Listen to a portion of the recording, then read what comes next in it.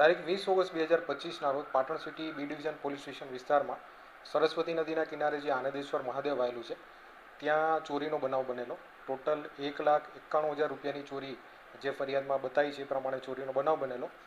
આ ગુનાની ગંભીરતાને ધ્યાનમાં લઈને રિસ્પેક્ટેડ આઈજી સાહેબ, રિસ્પેક્ટેડ એસપી સાહેબની સૂચના મુજબ એલસીબીની અલગ અલગ ટીમો બનાવીને આ ગુનો ડિટેક્ટ કરવા માટે અલગ અલગ ટીમો કાર્યરત હતી.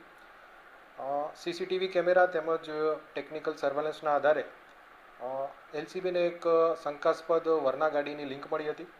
આ વરના ગાડીને ટ્રેસ કરતાં આ ગુનામાં જે સંડોવાયેલા છે એવા ટોટલ 4 ઇસમોના નામ બહાર આવ્યા હતા.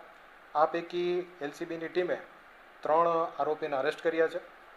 આરોપી કેટલાક દિવસથી આ મંદિરમાં જે ચોરી કરવાનો છે એનો પ્લાન બનાવી રહ્યા હતા, એની રેકી કરી રહ્યા હતા અને આ 3 આરોપીને આપણે અટક કર્યા છે.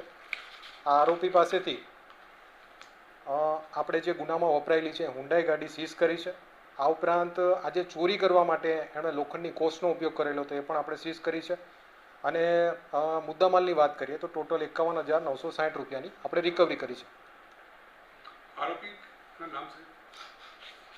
ટોટલ 4 આરોપી પૈકી 3 આરોપી આપણે અટક કર્યા છે, જેમાં આરોપી નંબર 1 છે પટેલ ભાવાભાઈ અબાજી, રહેવાસી લાખાણી, બનાસકાંઠા.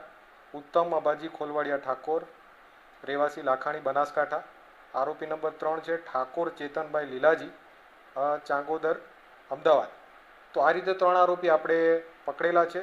એક આરોપી પકડવાનું બાકી છે, અંકિત ભેરાજી ઠાકોર, રહેવાસી લાખાણી. તો આ રીતે એલસીબીએ જે અનડિટેક્ટેડ મંદિર ચોરીનો ભેદ હતો એ ઉકેલો હતો.